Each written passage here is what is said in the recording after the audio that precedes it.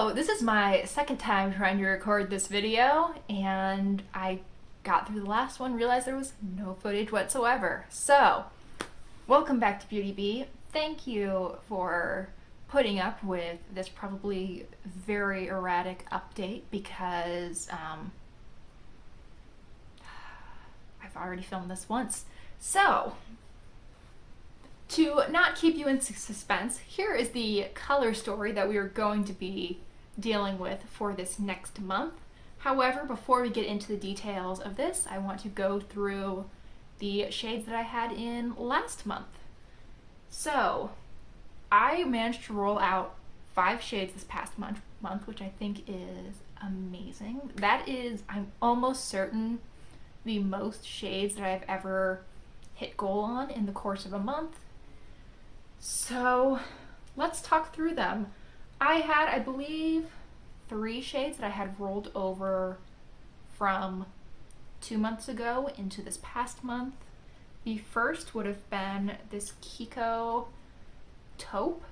I was working on the more shimmery shade that's on the bottom right now, and I want to say that I only had maybe 2 or 3 uses left to hit goal on this shade, and I hit those 2 or 3 uses. It was not very hard. This is a really pretty shade. It's not a super impactful shade. I used it more as a topper than anything really, but I enjoyed using it. I'm glad that I got it up to 10 uses. I'm glad that this project got me to actually use this duo because it is really pretty. It just tends to get overshadowed by other things in my collection. So, success all around on that one. Another one that I had rolled in from the previous month comes from my e.l.f. 70s Fields eyeshadow palette, and I was working on this peach, and I want to say that I needed maybe 5 uses this month to hit my goal on the peach, and that was, again, not very difficult. This is really an easy shade for me to wear. It can be a lid shade. I use it in my crease / transition area pretty often. I find that using a shimmery shade in my crease / transition area tends to make my eyes look a little bit less deep set, which I often quite enjoy. And this is a nice shade in that it blends pretty decently and pretty easily into my skin tone, so pretty happy with that. I also mixed this in with a champagne shade a few times to get a nice inner corner highlight. This is just a little bit too deep to be a great inner corner highlight for me by itself, but mixed with champagne, it worked really well.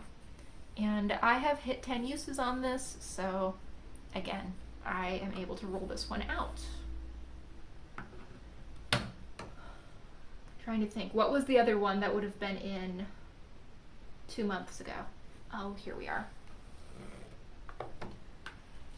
This shade Meadow, this teal, was in a palette the last time you saw it, I believe. I depotted my Profusion Emeralds palette a couple of weeks ago,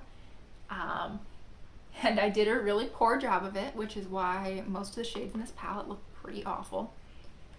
But I had this shade Meadow pulled 2 months ago. I'd used it roughly half the number of times that I needed to as of last month's update, and I used it 5 times in the past month. The way that I've been using this is generally as a liner, sometimes on just my lower lash line, sometimes on my upper lash line, and I really liked making a little wing using a mixture of Meadow and then Monumental, which we'll get to in a moment here.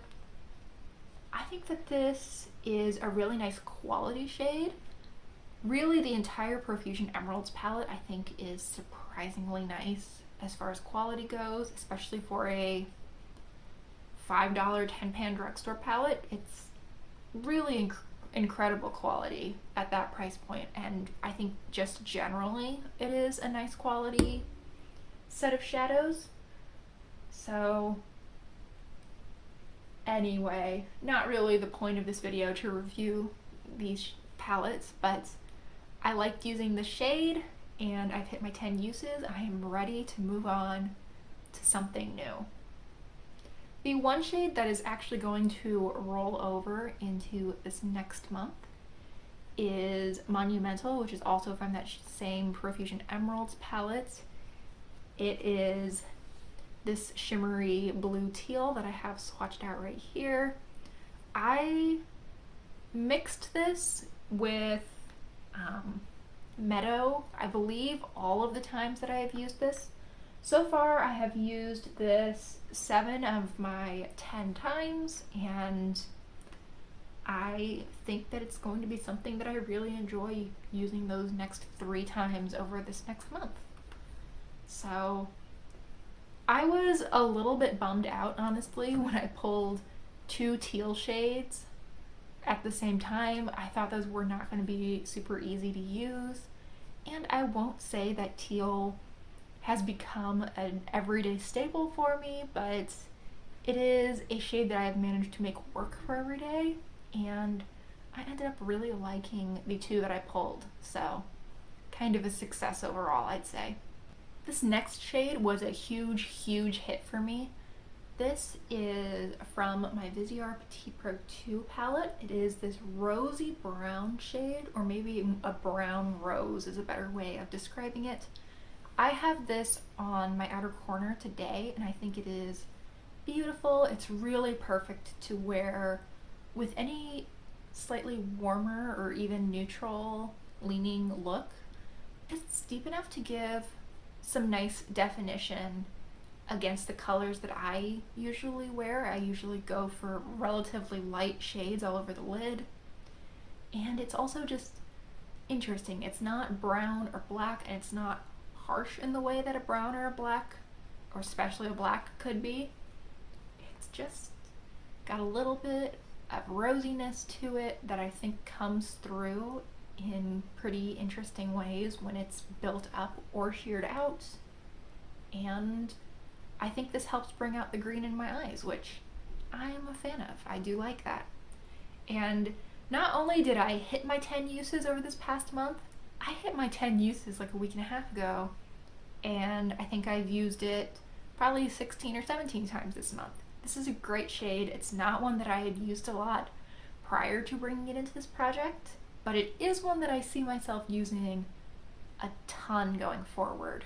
This is beautiful. I'm so glad that it got randomly selected, because it was just not a shade that I'd given a lot of love to previously, and I've definitely found a huge appreciation for it.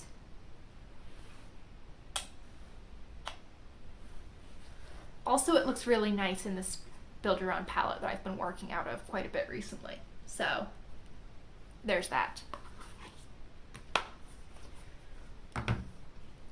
This last shade I haven't hit my 10 uses on, but I'm at 9 uses, and this is my channel, so I decided that I get to roll this out. This is from Profusion. This is their Glam palette, and this is the shade Topaz. It is the shimmery orange. I used this as a blush actually a couple of times. I would put it up right here at my temple, and then I use a little bit of a lighter peachy blush and sort of blend in to that, but then take the lighter peach down onto the apple of my cheek and then across the bridge of my nose. I thought it was really cute. I don't think that it would be great if I was pulling my hair back that day. I think it would catch the light in a way that probably wasn't perfect, but with my hair down, I felt like it provided just a little bit of something interesting that you would only see from certain angles, which I thought was really fun. And I will just make a point of using this probably tomorrow to just hit my 10 uses. I know that realistically I probably could have just put off filming this video until tomorrow, but you know what? This is when I had time to film, and it will be at 10 uses soon enough, so that's where we're at. And I think that brings us to the new shades that I have pulled for this month. So this isn't a surprise because I've already filmed this video once. I have already made my selections, and let's go through them. Let's work from top to bottom. This top shade, as we've already discussed, is from my Profusion Emeralds palette. It is Monumental. I will need to use this 3 times over the next month in order to roll it out. Next up, we have a shade from my Maybelline City Mini palette. And this one is from the Chill Orange Neutrals 6-pan. I have a couple of these Maybelline palettes, and it is this deep purple shade. I find that this looks more like a cool toned plummy brown swatched out and on my eye than it looks, at least to me in the pan. I feel like in the pan it looks a little bit more purple, but this isn't my favorite shade. I think you can tell. It is definitely not my favorite shade from this little palette, but it's okay quality. It's neutral enough that I don't think it'll be super difficult to use it 10 times over the next 2 months or so. I'm fine with this one.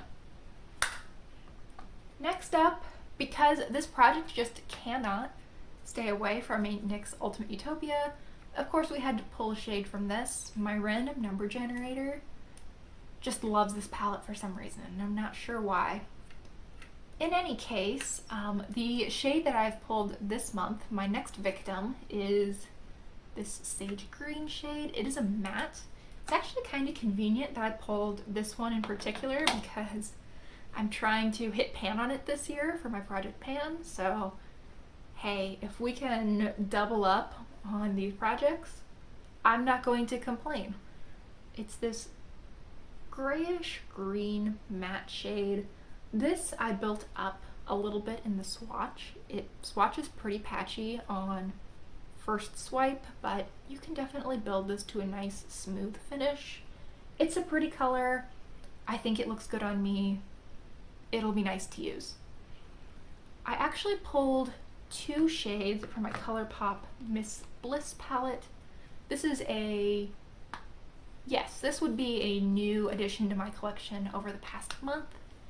Here's what this palette looks like, and I'm really glad that I pulled in a couple shades from this because since it is so new to me, I haven't played around with it a whole lot yet.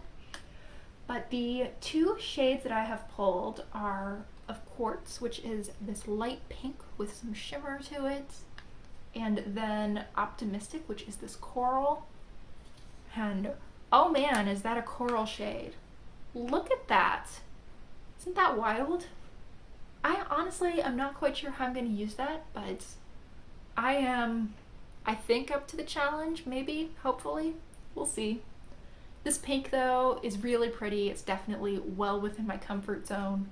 It actually shows up surprisingly well. I kind of worried that I was going to need to build this up in a swatch as well, but it went on quite pigmented and really built up a nice amount of color, especially considering how light of a shade it is. I do see the glitter on my skin, but I don't mind glitter in shades. It just doesn't bother me at all. I don't know quite how I feel about the coral yet, but time will tell. I'm trying to keep an optimistic point of view. That's what the shade name would want me to do. And then the last shade that I pulled is from my Viseart Petite Pro 3, and it is this light matte brown. I feel like that will be a super easy shade to get a ton of use out of. That's just a really easy everyday neutral, one that I can see myself pulling in with practically any of these other shades. It'll be great. I think that one is going to work out really well. And my Petite Pro 3, I think, kind of just fell to the wayside a little bit because I got so much eyeshadow about a month and a half ago at this point, which is when this came into my collection.